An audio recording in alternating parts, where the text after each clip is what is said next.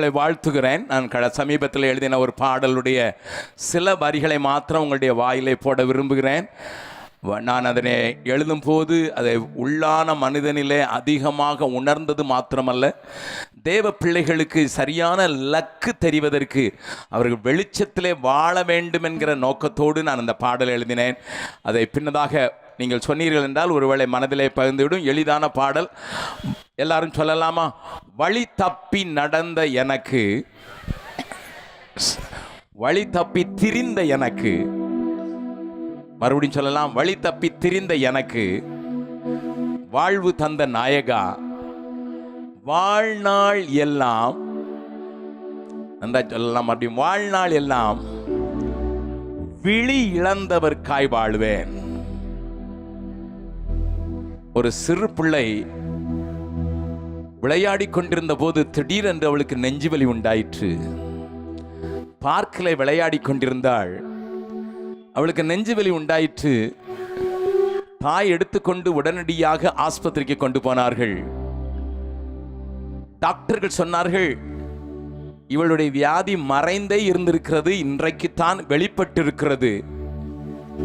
இவள் அதிக நேரம் அவள் உயிரோடு இருக்க மாட்டாள் என்று சொன்னதை தாயிடத்திலும் உறவினரிடத்திலும் தான் சொன்னார்கள். தந்தை வெளியூருக்கு போயிருந்தார்.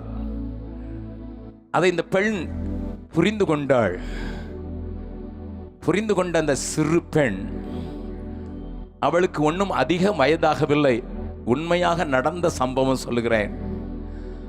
5 வயதை தாண்டி 6 வயதை இன்னும் எட்டவில்லை. தாய்க்கு என்ன செய்வதென்று புரியவில்லை. பிள்ளையினுடைய தலையை தடவிக்கொண்டே இருக்கிறாள்.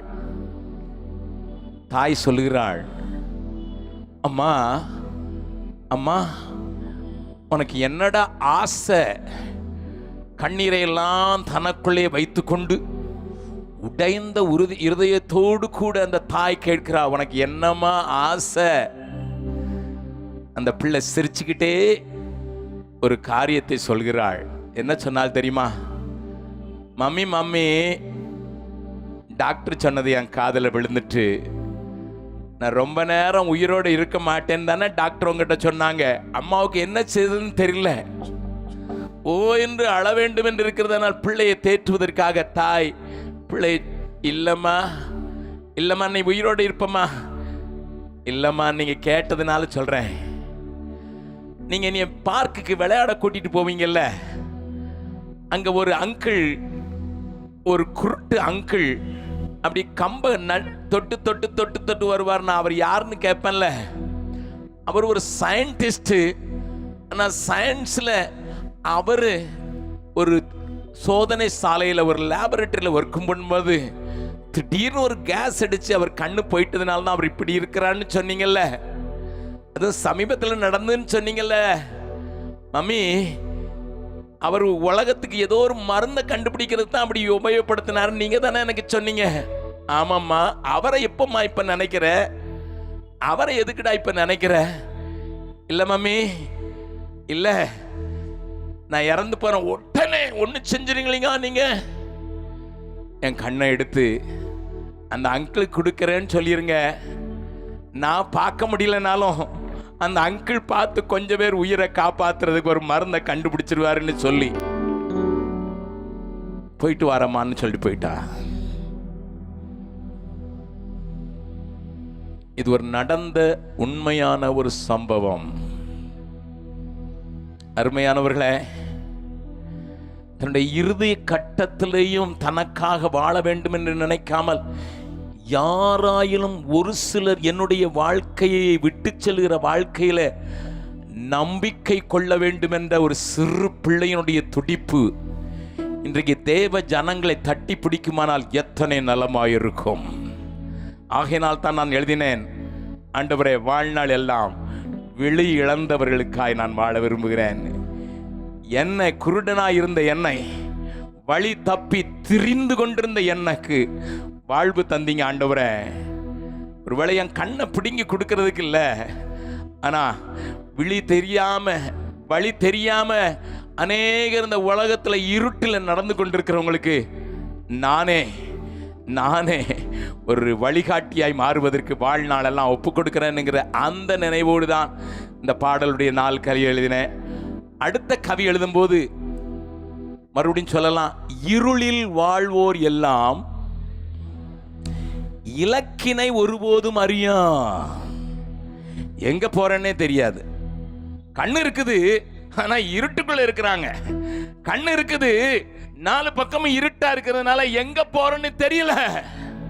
இது அன்றைக்கு அநேக விசுவாசிகளுடைய நிலைமை. இதுதான், எங்க போறோம், நமக்கு நோக்கம் என்ன, நமக்கு லக்கு என்ன என்பதை தெரியாம இருக்கிறாங்க. அதனால தான் நான் இப்படி எழுதினேன், இருளில் வாழ்வோர் எல்லாம் இலக்கினை ஒருபோதும் அறியார், இயேசுவின் ஒளியை பெற்றோர் இனியும் சும்மா இருக்கலாமோ. இயேசுவின் ஒளியை பெற்றிருக்கேன். நான் உண்மை சொன்னா, எனக்கு ஒரு வாழ்க்கையில் ஒரு லட்சியம் இருக்கும், எனக்கு ஒரு வாழ்க்கையில் ஒரு நோக்கம் இருக்கும். நான் எங்கே போகிறேன் என்று தெரியும், எதற்காக பிடிக்கப்பட்டேனோ என்று எனக்கு தெரியும். அதை புரிந்து கொண்ட காரியத்தை செய்வதற்காக அந்த 8 லைனை நான் பாடுகிறேன். என்னோடு கூட எனக்கு பின்னதாக பாடுவதற்கு முயற்சி செய்யுங்கள். தேவன் நம்மோடு கூட இடைபடுவாராக. வழி தப்பி திரிந்த எனக்கு வாழ்வு தந்த நாயகா, வாழ்நாள் எல்லாம் நானே விழி இழந்தவர்காய் வாழ்வேன். வழி தப்பி திரிந்த எனக்கு வாழ்வு தந்த நாயகா, வாழ்நாள் எல்லாம் நானே விழி இழந்தவர்காய் வாழ்வேன். பாடுங்கள். வழி தப்பி திரிந்த எனக்கு வாழ்வு தந்த நாயகா, வாழ்நாள் எல்லாம் நானே விழி இழந்தவர்காய் வாழ்வேன். வழி தப்பி திரிந்த எனக்கு வாழ்வு தந்த நாயகா, வாழ்நாள் எல்லாம் நானே விழி இழந்தவர்காய் வாழ்வேன். இருளில் வாழ்வோர் எல்லாம் இலக்கினை ஒருபோதும் அறியா, இருளில் வாழ்வோர் எல்லாம் இலக்கினை ஒருபோதும் அறியா, இயேசுவின் ஒளியை பெற்றோம் இனியும் சும்மா இருக்கலாமோ. இயேசுவின் ஒளியை பெற்றோம் இனியும் சும்மா இருக்கலாமோ, இனியும் சும்மா இருக்கலாமோ, இனியும் சும்மா இருக்கலாமோ. வழி தப்பி திரிந்த எனக்கு வாழ்வு தந்த நாயகா, வாழ்நாள் எல்லாம் நானே விழி இழந்தவர்காய் வாழ்வேன். வழி தப்பி திரிந்த எனக்கு வாழ்வு தந்த நாயகா, வாழ்நாள் எல்லாம் நானே விழி இழந்தவர்காய் வாழ்வேன். இருளில் வாழ்வோர் எல்லாம் இலக்கினை ஒருபோதும் அறியார். பாடுங்கள்.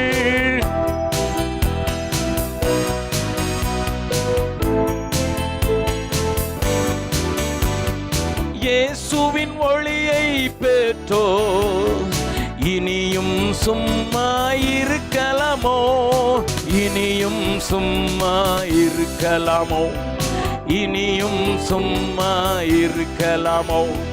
வழி தப்பி திரிந்த எனக்கு வாழ்வு தந்த நாயகா, வாழ்நாள் எல்லாம் நானே விழி இழந்தவர்காய் வாழ்வேன். வழி தப்பி திரிந்த எனக்கு வாழ்வு தந்த நாயகா, வாழ்நாள் எல்லாம் நானே விழி இழந்தவர்காய் வாழ்வேன். வழி தப்பி திரிந்த எனக்கு வாழ்வு தந்த நாயகா, வாழ்நாள் எல்லாம் நானே விழி இழந்தவர்காய் வாழ்வேன். இருளில் வாழ்வோர் எல்லாம் அறியா, இருளில் வாழ்வோர் எல்லாம் இலக்கினை ஒருபோதும் அறியாம். இயேசுவின் ஒளியை பெற்றோர் இனியும் சும்மா இருக்கலாமோ? இயேசுவின் ஒளியை பெற்றோர் இனியும் சும்மா இருக்கலாமோ? இனியும் சும்மா இருக்கலாமோ? இனியும் சும்மா இருக்கலாமோ? வழி தப்பி திரிந்த எனக்கு வாழ்வு தந்த நாயகா, வாழ்நாள் எல்லாம் நானே விழி இழந்தவர்க்காய் வாழ்வேன். ஒரு நிமிடம் கண்களை மூடி, ஆண்டவரே இந்த நாளில் எங்களோடு கூட பேச வேண்டும் ஐயா.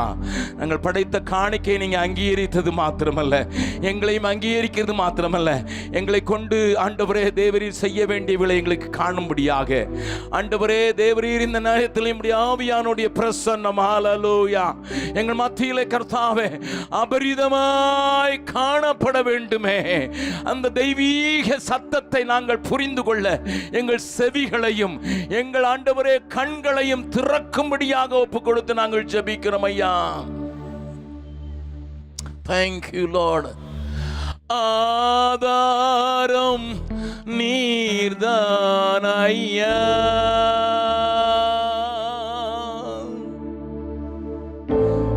எந்த ஆதாரம் நீர்தான் ஐயா, ஆதாரம் நீர்தான் ஐயா,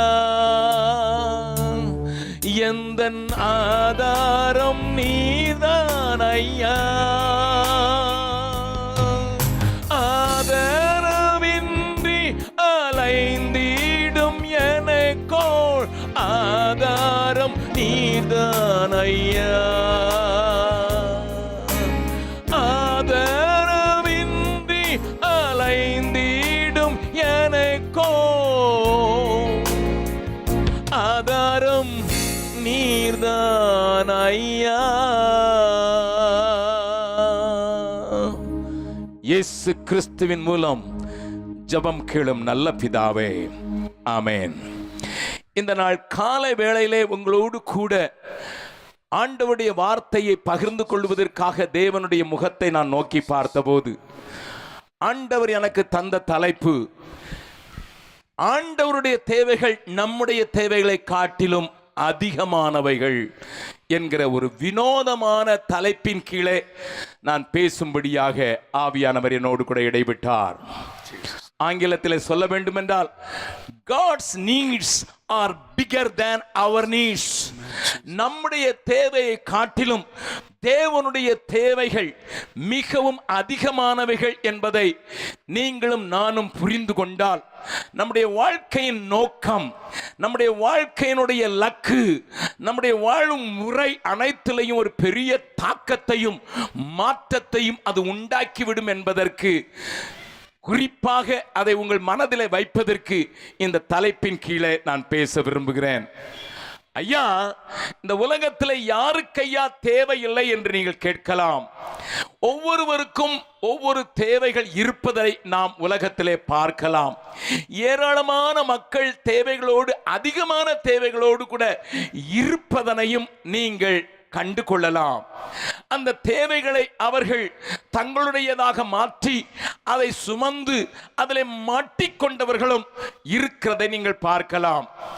சமீபத்தில் ஒரு இன்ஜினியரிங் படித்துவிட்டு ஆண்டவருடைய காரியத்தை நேசிக்கிற ஒரு தம்பி என்னை சந்தித்தார். சந்தித்துவிட்டு சொன்னார், அண்ணன், நான் ஒரு சாதாரண குடும்பத்திலிருந்து வந்திருக்கிறேன். என்னுடைய குடும்பத்தினுடைய பொறுப்பு எனக்கு அதிகம் இருக்கிறது. எனக்கு அவைகளெல்லாம் சந்திப்பதற்கு எனக்கு இப்படி ஒரு வழி தோன்றுகிறது. அதற்கு நான் தகுதியுடையவனாகவும் இருக்கிறேன். ஆகையினாலே அங்கிள், உங்களுடைய ஆலோசனை எனக்கு வேண்டும் என்று சொல்லி அவர் என்னிடத்தில் வந்தார். நான் அந்த தம்பியை நன்றாக அறிவேன். அருமையான திறமைகளை உள்ளடக்கிய ஒரு நல்ல இன்ஜினியர். அவருக்கு ஆண்டவர் நல்ல தாளந்துகளை தந்திருக்கிறார். அவரிடத்தில் நான் அன்போடு கூட ஒரு மகனை போல கேட்டேன், என்னப்பா என்று கேட்டேன். அங்கிள், நான் ஒரு பைலட்டாக வேண்டும் என்று விரும்பினேன், அதற்கு வழிகள் திறந்திருக்கிறது என்று சொன்னார். அப்போ நான் சொன்னேன், பைலட்டாக விரும்புவதற்கு உனக்கு பைலட் ட்ரைனிங்கெல்லாம் எங்கே செய்ய போகிறாய், யார் உதவி செய்ய போகிறார்கள், அதற்கு அதிக பணம் வேண்டுமே என்று நான் கேட்டபோது அவர் சொன்னார், இல்லை அங்கிள், அமெரிக்காவில் இருக்கிற ஃப்ளோரிடாவில் இருக்கிற ஒரு ஃப்ளையிங் காலேஜ் எனக்கு இடம் தருவதற்கு ஆயத்தமாக இருக்கிறது. நான் சொன்னேன், ரொம்ப சந்தோஷம், ஆனால் அமெரிக்காவில் போய் நீ ஃப்ளையிங் இன்ஸ்டிடியூட்டில் சேரணும்னா ஏராளமான பணம் வேணுமப்பா, அப்போ நீ என்ன செய்ய போற என்று நான் கேட்டபோது, இல்லை அங்கிள், அந்த காலேஜே பேங்க்லேயும் லோன் எடுத்து கொடுத்துருவாங்களாம், 48 லட்சம் ரூபா லோன் கொடுத்துருவாங்களாம், நான் அதை கொஞ்சம் கொஞ்சமாக செலுத்த வேண்டுமா என்று சொல்லி அவன் மிகுந்த உற்சாகத்தோடு தான் என்னிடத்தில் ஆலோசனை கேட்க வந்தான். நீங்கள் என்ன சொல்லுவீர்கள் என்று எனக்கு தெரியாது. நான் கொஞ்சம் வித்தியாசமாக பார்க்கக்கூடியவன், வாழ்க்கையை கொஞ்சம் ஆழமாக தூரமாக பார்க்கிறவன். ஆகையினாலே நான் அவனை பார்த்து கேட்டேன், தம்பி, ரொம்ப கேட்குறதுக்கு நல்லா இருக்குதுப்பா, சந்தோஷமாக இருக்குது, ஆனால் நான் சொல்கிறத கொஞ்சம் யோசிச்சின்னா நீ அதுக்கு பிறகு முடிவெடுன்னு சொன்னேன். நான் சொன்னேன், பேங்க்காரன் உனக்கு லோன் கொடுத்தான்னா 48 லட்சம் ரூபாய்க்கு நீ 70 லட்சம் ரூபா இல்லை 75 லட்சம் ரூபா திரும்ப கட்ட வேண்டிய சூழ்நிலைக்கு நீ தள்ளப்படுவாய். அது உண்மைதான் அங்கிள், எல்லாத்தையும் கூட்டி கழிச்சு பார்த்தா 75 லட்சம் ரூபாய் ஆயிரும். அந்த 75 லட்சம் ரூபாய நீ மாசம் 1 லட்சம் கொடுக்குற மாதிரி வந்தா கூட 75 மாசம் நீ அவனுக்கு அடிமை தான்.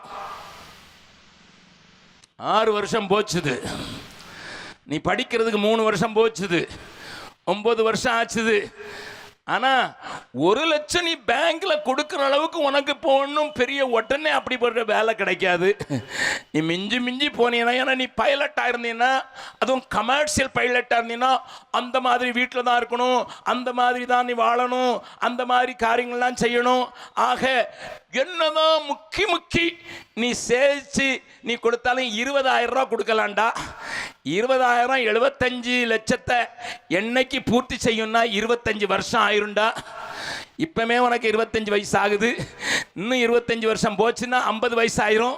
உனக்கு அந்த நேரம் கண்ணு சரியில்லைன்னு சொல்லிட்டு பைலட் வேலையே செய்ய விடாதபடி இறக்கி விட்டுருவாங்கடா. அதுக்கு 30 வருஷம் 25 வருஷம் அடிமையாக இருந்து நீ வீட்டில் வந்து நிற்கிறத காட்டிலும் கொஞ்சம் நல்லா யோசிமா, ஆண்டவருக்கு ஒன்றை கொடுத்து என்ன செய்த அங்கிள், இது போதும் அங்கிள், என் வாழ்க்கையை ஓட்டுறதுக்கு இதுவே போதும் அங்கிள், நான் யாருக்கும் அடிமைப்பட விரும்பலை என்று சொல்லிவிட்டு எனக்கு ரொம்ப தேங்க் பண்ணிட்டு அவன் போனான். சில நேரங்களிலே நமக்கு முன்னதாக இருக்கிற தேவைகளை இப்படி செய்தால் நலமாயிருக்கும், அப்படி செய்தால் நலமாயிருக்கும், இப்படி செய்தால் நான் அதை சாதித்து விடுவேன் என்கிற பல கனவுகளை இந்த உலகமும் பல கனவுகளை உலகத்தின் காரியங்களும் போட்டு உங்களையும் என்னையும் செயலற்றவர்களாக மாற்றி விடுவதிலே இந்த உலகம் கை தேர்ந்தது. நன்றாய் கவனிங்கள், நான் பேச போகிற காரியத்தை. அதற்காக உங்களுக்கு தேவையே இல்லை என்று நான் சொல்லவில்லை. எல்லாருக்கும் தேவைகள் உண்டு, எல்லாருடைய வாழ்க்கையிலும் தேவைகள் உண்டு. பெரிய மனிதனுக்கும் சிறிய மனிதனுக்கும் தேவைகள் உண்டு. ஆனால் தேவைகள் ஆண்டவருடைய கோணத்திலே பார்க்க நான் கற்றுக்கொண்டேன் என்றால், என் ஆண்டவருடைய தேவை என்னுடைய தேவை காட்டிலும் பெரிதாயிருக்கிறதை நான் காண முடியும் என்பதைத்தான் இன்றைக்கு நான் உங்களோடு கூட பேச விரும்புகிறேன். நான் சொல்லுகிற காரியங்கள் கொஞ்சம் வித்தியாசமான கோணத்தில் வேதத்தை பார்க்கும்படியாக உங்களை வழிநடத்தும் என்பதை நான் அறிந்திருக்கிறேன். ஆகையினால் நான் சொல்ல போகிற காரியங்களை தெளிவாக பார்க்கும்படியாக நான் கேட்கிறேன். என்னுடைய அருமையான தேவனுடைய பிள்ளைகளே, வேத வசனத்தை அடிப்படையாக கொண்டு, வேதத்தில் இருக்கிற காட்சிகளை அடிப்படையாக கொண்டு அன்றைய தேவையை தேவன் எப்படி பார்த்தார், மனிதர்கள் தங்களுடைய தேவைக்காக என்ன செய்து கொண்டிருந்தார்கள், இந்த மனிதர்களை தேவன் எப்படி நம்புவதற்கு ஆண்டவர் மாற்றுகிறார் என்பதை காட்டி நான் இந்த காலை கூட்டத்தை முடிக்க விரும்புகிறேன். சாயங்காலத்தில் மிஷனரி ஊழியத்தின் முக்கியம் என்பதை குறித்து மாத்திரம் நான் ஒரு தெளிவான செய்தியை பேச விரும்புகிறேன். என்றால் ஒருவேளை காலை கூட்டத்தில் வருகிறவர்களுக்கு சாயங்காலம் வர முடியாமல் போய்விடுமோ என்கிறதுனால ஒரே செய்தியை தான் பேச நினைத்தேன். ஆனால் ஆண்டவர் இந்த செய்தி இந்த காலை வேளையில் பேசும்படியாக என்னோடு கூட இடைப்பட்டபடியினால பேச விரும்புகிறேன். ஒரு வசனத்தினுடைய ஒரு பகுதியை மாத்திரம் வாசிக்க போகிறோம். வாசியுங்கள். 1 சாமுவேலின் புஸ்தகம் 2வது அதிகாரத்தின் 35வது வசனத்தின் முன் பகுதியை மாத்திரம் நான் பார்க்க விரும்புகிறேன். நான் என் உள்ளத்துக்கும் என் சித்தத்துக்கும் ஏற்றபடி செய்யத்தக்க உண்மையானவனை எழுப்ப விரும்புகிறேன். நன்றாய் கவனிங்க. இந்த வசனத்தை கொஞ்சம் நன்றாக புரிந்து கொள்ளும்படியாக நீங்கள் இன்னொரு முறையாக அதை கேட்கும்படியாக வாஞ்சிக்கிறேன். மறுபடியும் அதை கேட்கலாம். நான் என் உள்ளத்துக்கும் என் சித்தத்துக்கும் ஏற்றபடி செய்யத்தக்க உண்மையான ஒரு ஆசாரியனை ஒருவனை எழும்ப பண்ணுவேன். தேவனுடைய ஒரு பெரிய அங்கலாய்ப்பின் சத்தத்தை இந்த வார்த்தைகளிலே நீங்களும் நானும் கேட்கலாம்.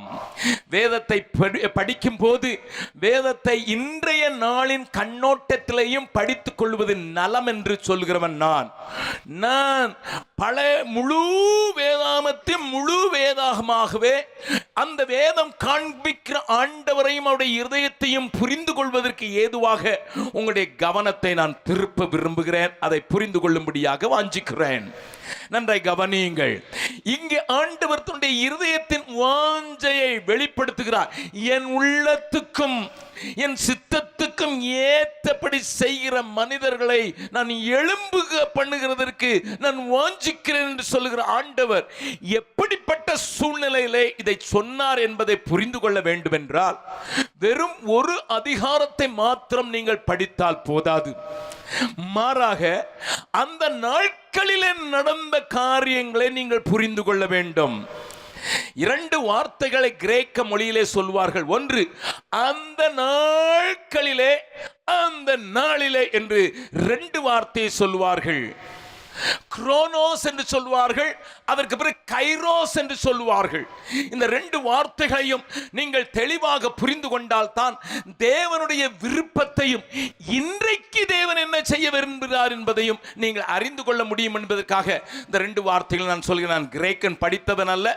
கிரேக்க வார்த்தைகள் மிகவும் பிரயோஜனமாக இருக்கிறதுனால ஒரு சில கிரேக்க வார்த்தைகளை உங்கள் வாயிலே போடுகிறேன். அந்த நாட்களுடைய காரியம் இன்றைய நாட்களின் காரியங்கள் போலவே இருந்தபடியினாலே ஆண்டவர் இன்றைக்கும் அதைத்தான் செய்ய விரும்புகிறார் என்பதை உணர்த்து வைக்கும்படியாக அந்த நாட்களின் காரியங்களையும் இந்த நாட்களின் காரியங்களையும் இணைத்து உங்களுக்கு காண்பிக்கும் பொருட்டாக சில பகுதிகளை உங்களுக்கு முன்னதாக நான் காண்பிக்க விரும்புகிறேன். வேதத்தை சரியாக புரிந்து கொள்ள வேண்டும் என்றால் ஏதோ ஒரு வசனத்தை எடுத்துக்கொண்டு அதை விவாதிப்பது அல்ல. மாறாக அது எந்த சூழ்நிலையில எந்த காரியத்திற்காக சொல்லப்பட்டது என்கிற அறிவோடு கூட வேதத்தை பார்த்தால் தான் வேதம் நமக்கு சரியாக புரியும். இன்றைய வாழ்க்கைக்கு அது ஒத்து போகிறது மாத்திரமல்ல, என்னை கொண்டு தேவன் செய்ய விரும்புகிறதையும் அறிந்து கொள்ளும். அந்த நாட்களின் காரியங்களை நீங்கள் பார்க்க வேண்டும் என்றால் திருப்பிக் கொள்ளுங்கள். நியாயாதிபதிகளின் புஸ்தகத்தின் பல அதிகாரங்களை நீங்கள் பார்க்க வேண்டும். அன்றைய நாட்கள் எப்படிப்பட்ட நாட்களாய் இருந்தது என்பதை நீங்கள் புரிந்து கொள்வதற்காகத்தான் நான் இப்படிப்பட்ட காரியங்களை வாசிக்க விரும்புகிறேன். நியாயாதிபதிகளின் புஸ்தகத்தின் 17வது அதிகாரத்தில் இருந்தே எழும்புகிறது. Please understand. இந்த பகுதியை, இந்த வசனத்தை புரிந்து கொள்ள வேண்டும் என்றால் ஆண்டவர் ஒரு மனிதனை எழுப்ப வேண்டும் என்று வாஞ்சிக்கிறார். அவருடைய உள்ளத்திற்கும் அவருடைய சித்தத்துக்கும் ஏற்றவைகளை செய்யும்படியாக ஒரு மனிதனை எழுப்ப விரும்புகிறார் என்றால் எப்படி ஐயா கிரியை செய்கிறார், ஏன் அப்படிப்பட்ட நினைவு ஆண்டவருக்கு வந்தது என்பதை நான் உங்களுக்கு காண்பித்து கொடுத்து விட்டு அதற்கு பிறகு அதற்கு ஏற்ற பாத்திரமாக இன்றைய சூழ்நிலையும் காணப்படுகிறபடினால நான் மாற வேண்டிய அவசியத்தை புரிந்து கொண்டவர்களாக இந்த மிஷனரி கூட்டத்திலே நான் உங்களுக்கு பேச விரும்புகிறேன். மிஷனரி கூட்டங்களிலே தேவன் என்னிடத்தில் என்ன எதிர்பார்க்கிறார் என்பதை புரிந்து கொள்ளுகிறதற்காக உங்களை தட்டி எழுப்புவது என்னுடைய முதல் கடமை என்பதை புரிந்து கொண்டவனாக பேசுகிறேன். அந்த 17வது அதிகாரத்திலிருந்து நீங்கள் வாசித்து பார்த்தீர்கள் என்றால் ஒரு பெரிய உண்மை விளங்கும். நியாயாதிபதிகளின் புஸ்தகத்துல சிம்சோன் என்கிற ஒரு கடைசி நியாயாதிபதி எழும்பினதை அங்கே சொல்லிவிட்டு அடுத்த நியாயாதிபதியாக எழுப்பப்பட்ட ஏலி என்கிற ஆசாரியனை குறித்து 1 சாமுவேலின் புஸ்தகத்தில் தான் நான் பார்க்கிறோம். ஆனால் மாறாக அந்த நியாயாதிபதிகளின் புஸ்தகத்தின் 17வது அதிகாரத்திலிருந்து கடைசி வரையும் ரூத்தின் புஸ்தகத்தையும் ஆண்டவர் இடையிலே நுழைத்திருக்கிறார். ஆகையினாலே அந்த நாட்கள் எப்படிப்பட்டது என்று சொல்ல விரும்புகிறேன். அந்த நாட்களிலே தேவன் என்ன செய்ய விரும்புகிறார் என்று சொல்ல விரும்புகிறேன். அதே நாளுக்கு தான் இப்பொழுதும் நடக்கிறது என்பதை காண்பித்துக் கொடுக்க விரும்புகிறேன். அதற்கு பிறகு இன்றைக்கும் அதையே செய்ய வாஞ்சிக்கிறார் என்பதை நீங்கள் பார்த்து விட்டீர்கள் என்றால் என்னுடைய தேவையை காட்டிலும் தேவனுடைய தேவை பெரிதாக இருக்கிறது என்பதை நீங்கள் நன்றாக புரிந்து கொள்ள முடியும். அந்த நாட்களின் எல்லா சம்பவங்களையும் சொல்லுவதற்கு எனக்கு முடியாது. ஆனால் 3 முக்கியமான சம்பவங்களை நான் உங்களுக்கு சொல்ல விரும்புகிறேன். தேசத்தினுடைய நிலைமையை குறித்து நியாயாதிபதிகளின் புஸ்தகத்தில் சொல்லப்பட்டிருக்கிற சில காரியங்களை நீங்கள் பார்க்க வேண்டும். நான் நேராக 19வது அதிகாரத்துக்கு வருகிறேன். அதற்கு முந்தின வசனங்களை நீங்கள் படித்துக் கொள்ளுங்கள். நீங்கள் புரிந்து கொள்ளும் வண்ணமாக தேவன் உங்களோடு கூட இடைபடுவார் என்று விசுவாசிக்கிறேன். நியாயாதிபதிகளின் புஸ்தகம் 19வது அதிகாரத்தின் முதல் வசனத்திலிருந்து வாசிக்கலாம். இஸ்ரவேலில் ராஜா இல்லாத அந்நாட்களிலே, நன்றாய் கவனியுங்கள், நீங்களும் நானும் அறிந்திருக்கிறோம், சாமுவேல் தீர்க்கதரிசியினால் தான் முதல் ராஜாவாகிய சவுல் அபிஷேகம் பண்ணப்பட்டான். ஆக இஸ்ரவேலில் ராஜா இல்லாத நாட்கள் என்று சொல்லுகிற அந்த அதற்கு முன்னதாக சாமுவேலுக்கு முன்னதாக இருந்த ஏலி, அதற்கு முன்னதாக இருந்த மற்றவர்கள், அவருடைய நாட்களிலே நடந்த காரியத்தை ஆண்டவர் நமக்கு எழுதி வைத்திருக்கிறார். இஸ்ரவேலில் ராஜா இல்லாத நாட்களிலே எப்ராயிம் மலைகள் அருகே, எப்ராயிம் மலை அருகே பரதேசியாய் தங்கின ஒரு லேவியன் இருந்தான். அவன் யூதாவில் உள்ள பெத்லகேம் ஊராளாகிய ஒரு ஸ்திரீயை தனக்கு மறுமனையாட்டியாக கொண்டிருந்தான். கவனியுங்கள், அந்த நாளினுடைய சம்பவத்தை ஆண்டவர் அழகாக நீங்களும் நானும் சிறு பிள்ளை முதலாய் புரிந்து கொள்ளும் வண்ணமாக ஒரு காரியத்தை எழுதுகிறார். இஸ்ரவேல் தேசம் என்ன தேசம் என்பது உங்களுக்கு தெரியும்.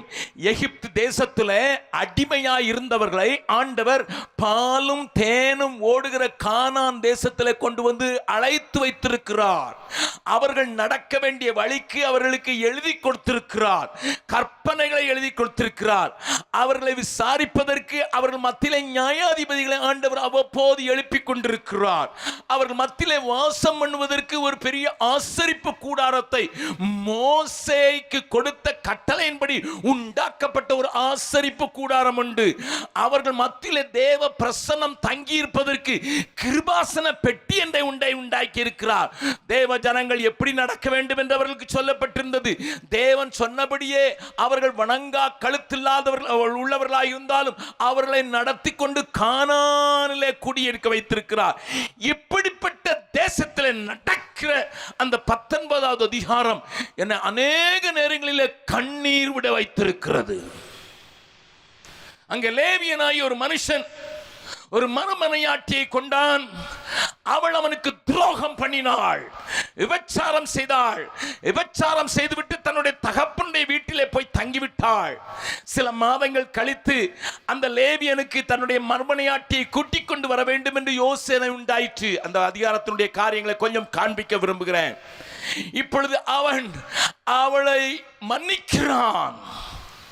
கவனியுங்கள், வேதம் தெளிவாக சொல்கிறது, தன்னுடைய வாழ்க்கையிலே துரோகம் பண்ணின ஒருவளை தேடி போகிற ஒரு மனிதனை வேதம் காண்பிக்கிறது. வாழ்க்கையிலே அவள், அந்த 2வது வசனத்தை வாசிக்கலாம். அவள் அவனுக்கு துரோகமாய் விபச்சாரம் பண்ணி, வைஃப் அல்லது மறுமனையாட்டி தான் என்றாலும் விபச்சாரம் செய்து அவனை விட்டு யூதா தேசத்து பெத்லகேம் ஊரில் இருக்கிற தன் தகப்பன் வீட்டுக்கு போய் அங்கே 4 மாதம் வரைக்கும் இருந்தாள். இந்த வசனங்கள் எல்லாம் என்ன ஆட்டி படைக்கிற வசனங்கள். ஏன் சொல்கிறேன் என்றால், ஆண்டவராய தேவன் பெத்லகேம் என்கிற ஊரை குறித்து ஒரு பெரிய திட்டம் வைத்திருந்தார். பெத்லகேம் என்கிற ஒரு ஊரிலிருந்து உலகத்தையே ரட்சிக்கிற ஒரு ரட்சகராக இயேசு எழும்ப வேண்டும் என்று வைத்திருந்தார். ஆண்டவருடைய திட்டத்தை நிறைவேற்ற வேண்டிய கிராமத்தில் இருந்து எழுந்த பெண், அவளுடைய வீடு பெத்லகேமில் இருந்தது. அந்த பெத்லகேமில் நடந்த காரியங்கள் தான் என்னை அலக்களிக்கிறதை நான் உங்களுக்கு காண்பித்துக் கொடுக்க விரும்புகிறேன். ஆண்டவர் சொன்னார் மீகா தீர்க்கதரிசியின் மூலமாக, பெத்லகேம் என்கிற சிற்றூரே, உன்னிலிருந்து உலகத்தை ஆளுகிறவரும் உலகத்தை ரட்சிக்கிறவரும் உண்டாக வேண்டும். கரங்களை தட்டி ஆண்டவரை மகிமைப்படுத்தலாமா? பெத்லகேம் சின்ன ஊராக இருந்தாலும் அதிலிருந்து உலகத்தையே ரட்சிக்க வல்ல தன்னுடைய குமாரனை பிறக்க வைக்கிற ஒரு ஆண்டவர் ஒரு சின்ன கிராமத்தை உருவாக்கி கொண்டிருக்கிறார். Silently God was working. மிகவும் அமைதியாக. ஆனால் பெத்லகேமில் இருந்தவர்களுக்கு தெரியவில்லை. Amen, Jesus. பெத்லகேமில் இருந்தவர்களுக்கு பரிசுத்தத்தை குறித்த வாஞ்சையும் இல்லை. Oh yes. அடுத்தாற்போல் நீங்கள் நகோமியினுடைய புஸ்தக வாழ்க்கையை படித்து பார்த்தீர்கள். அவளும் பெத்லகேம் வாசிதான். தேவைக்காக தன்னுடைய தேவை அதிகமாகும் போது அங்கே அவள் என்ன செய்தாள் என்று ரூத்தினுடைய புஸ்தகத்தில் வாசிக்கிறோம். மோவாபுக்கு போய்விட்டாள். ஆண்டவர் சொன்னார் அங்கே போக வேண்டாம், அப்படிப்பட்டவர்களோடு சம்பந்தம் கலக்க வேண்டாம் என்று பிலேயாம் நாட்களிலேயே சொல்லி இருந்தார், காண்பித்திருந்தார். அந்த மக்களோடு இஸ்ரவேல் ஜனங்கள் வேசித்தனம் பண்ணதினாலே ஒரு நாளில் 23,000 பேரும் ஒரே வாதையில் 24,000 பேரும் இறந்தார்கள் என்பதை அறிந்திருந்த போதிலும், can you just see with me? Bethlehem ஊர்ல இருக்கிறவங்களுக்கு தான் ஊர்ல குறித்து ஒரு தெரியும் இல்லை. தன் மத்தியில கர்த்தர் எப்படிப்பட்ட ஒரு கிரியை செய்ய விரும்புகிறார் என்று தெரியல. தங்கள் மத்தியில ஒரு ரட்சகனை எழுப்புவதற்கு தேவன் ஆயத்தப்படுத்தி கொண்டிருக்கிறார் என்று தெரியல. அந்த பெத்லகேமில் இருந்த இந்த பெண் புருஷனுக்கு துரோகம் பண்ணினது மாத்திரமல்ல, தகப்பன் வீட்டிலே போய் உட்கார்ந்து தங்கிவிட்டாள். அன்றைக்கு நவோமியும் இவளுடைய தேவை என்ன? அவருடைய மாமிசத்துக்கு விட்டு போடுகிறாள். Her urge was so strong. அருமையானவர்களே, மாமிசத்தினால இழுத்து கொள்ளப்பட்டு மாமிசத்துக்கு தன்னை விட்டு போட்ட ஒரு பெத்லகேம் வாசி, தன்னுடைய குடும்பம் பசியினால் வருந்தக்கூடாது என்று பசிக்கு விட்டு போட்ட ஒரு நவோமியினுடைய ஒரு குடும்பம். ஏனையா அவங்கெல்லாம் தங்க தேவைதான் பெரிதென்று பார்த்து விட்டார்கள். தேவன் என்ன செய்ய விரும்புகிறார் என்கிற அறிவே இல்லாமல் போய்விட்டது. நன்றாய் கவனியுங்கள். ஆண்டவர் உங்களையும் என்னையும் வேறு பிரித்ததற்கு ஒரு நோக்கம் உண்டு. ஆண்டவர் உங்களையும் ஒரு இடத்துல கொண்டு வந்து உட்கார வைத்து ஒரு சபையிலே ஒரு அங்கமாக்கினதற்கு நோக்கம் உண்டு. ஆண்டவர் எதையோ செய்ய விரும்புகிறார்.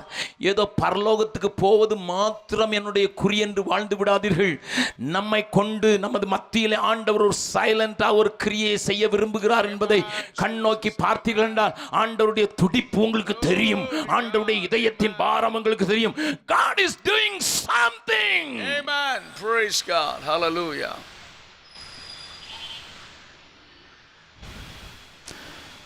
இந்த மனைவிக்கு மன்னிப்பு கொடுக்கிறான். அந்த லேவியன் மன்னிப்புக்கிறான். நானே போவேன், எனக்கு துரோகம் பண்ணினவள் தான், எனக்கு துரோகம் பண்ணி தன்னுடைய அப்பா வீட்டுக்கு போய்விட்டவள் தான், தான் பிறந்த ஊரை குறித்து அறிவில்லாமல் வாழ்ந்தான், நான் அவளை அழைத்து கொண்டு மறுபடியும் அவளோடு கூட வாழ விரும்புகிறேன் என்று சொல்லி இந்த லேவியன் புறப்பட்டு போகிறான். கவனியங்கள் அருமையானவர்களே, அங்கே அந்த பெண்ணுடைய தகப்பன் எப்படி நடந்து கொண்டான் என்பதெல்லாம் அந்த அதிகாரத்தை நீங்கள் வீட்டிலே போய் வாசித்துக் கொள்ளுங்கள்.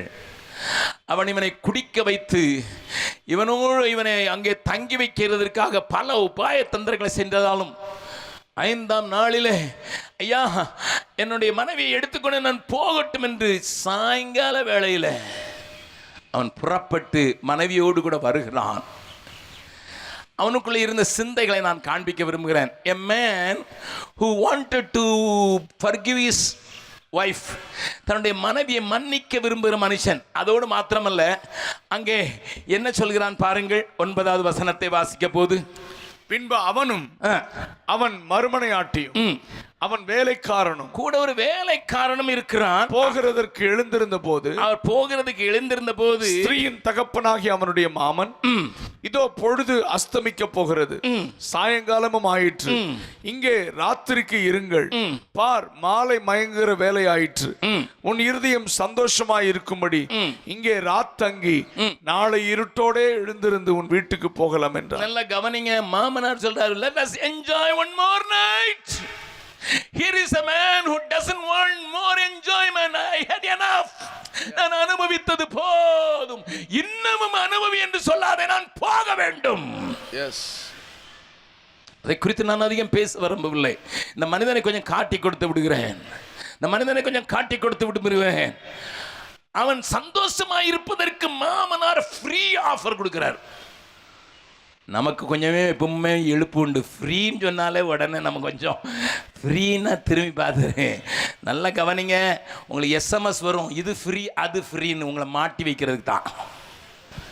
வாட்ஸ்அப்பில் வரும், அந்த ஃப்ரீ, இந்த சைட்டுக்கு போங்க, அந்த சைட்டுக்கு போனால் நீங்கள் கெட்டு போனீங்க, பக்கத்தில் கையை பிடிச்சி சொல்லுங்கள். ஃப்ரீன்னு சொன்ன உடனே வாயை பிளந்துடாதீங்க, அவுட்டு. இந்த மனுஷனுக்கு தெரியும், இவன் ஃப்ரீயாக எனக்கு நல்லா சந்தோஷமாக இருக்கணும்னு சொன்னாலே கொஞ்சம் கவர்ஃபுல்லாக தான் இருக்கணும்ன்ட்டு ராத்திரியாக தன் மனைவியையும் வேலைக்காரனையும் கூட்டி கொண்டு போகிறான்.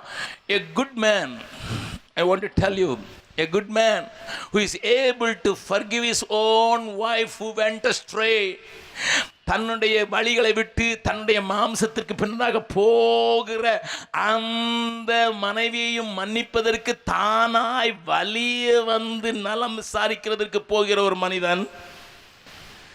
அவன் போகும்போதே 2 கழுதையை ஆயத்தப்படுத்திட்டு போகிறான். கண்டிப்பாக என் பேச்சை கேட்டு வந்துடுவா, அதில் ஒன்றை ஏற்றிட்டு வந்துடுவேன்னுட்டு. அதோடு கூட மட்டும் இல்லை, ஒரு வேலைக்காரனையும் கூட்டிகிட்டு போகிறா. மாமனார் அங்கே சாப்பாடு போட்டார், 1 நாள் சாப்பாடு போட்டார், 2 நாள் போட்டார், 3 நாள் போட்டார். ஆமாம், நான் எப்பவும் அடிக்கடி சொல்லுவேன், 3 நாளைக்கு மேலே விருந்து மருந்து ஆகாதுப்பா, அதுக்கு பிறகு உன்னை மாட்டி விட்டுருவாங்கங்கிறத நான் அடிக்கடி சொல்லுறது வழக்கம். அதனால தான் தமிழில் விருந்து மருந்து 3 நாள் தான்ப்பா, அதுக்கு மேலேனா கொஞ்சம் பத்திரமாயிரு. அது மாமனார் வீடாக இருந்தாலுமே சரிதான். Young people please understand. என்ன, முதல் நாள் கோழி அடிப்பாங்க, அதுக்கு பிறகு கோழி மேய்க்க சொல்லுவாங்க. என்ன சொல்லுவாங்க தெரியுமா, அங்கே கோழி முட்டை போட்டிருக்கு மருமகன், அதை இன்னும் எடுத்துகிட்டு வந்துருங்க அம்மாங்க, உங்களுக்கு போடுறதான்னு சொல்லுவான். உங்களுக்கு ஆம்லெட் போடுறது தான், அந்த முட்டையை கொஞ்சம் எடுத்துகிட்டு வந்துருங்க. நம்மளும் நமக்காக தான் சொல்கிறாங்கன்னு எடுத்துகிட்டு வரோம். 3ஆவது அந்த ஆட்டை கொஞ்சம் பிடிச்சி கட்டிடுங்க அம்மா, அதுக்கப்புறம் ஆடு மேய்க்க அனுப்பிச்சிருவான். இந்த மனுஷனுக்கு அதெல்லாம் தெரியும். I don't want to stay back longer. அங்கே அநேக நாள் தங்க விரும்பலை, சந்தோஷமாக இருக்கலாம்னு தான் சொல்கிறான். இன்னும் கொஞ்சம் குடிக்கிறதெல்லாம் குடிக்கிறோம், புசித்து குடித்து நம்ம நல்லா சந்தோஷமாக என்ஜாய் பண்ண. No no no no no, I want to go. Nothing should trap me. Nothing should stop me. Nothing should bind me. என்ன ஒன்றும் கட்டி வைக்கக்கூடாதுன்னுட்டு எடுத்து சாயங்கால நேரத்தில் போகிறான். போகும்போது நடக்கிற ஒரு காரியத்தை மட்டும் காட்டி கொடுக்குறேன். வாசிக்கலாம் 10வது வசனம்.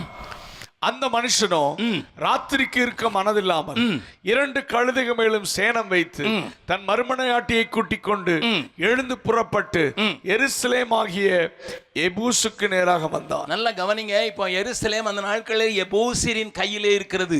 அது இஸ்ரவேலின் கையிலே இல்லை, புறஜாதிகளின் கையிலே இருக்கிறது.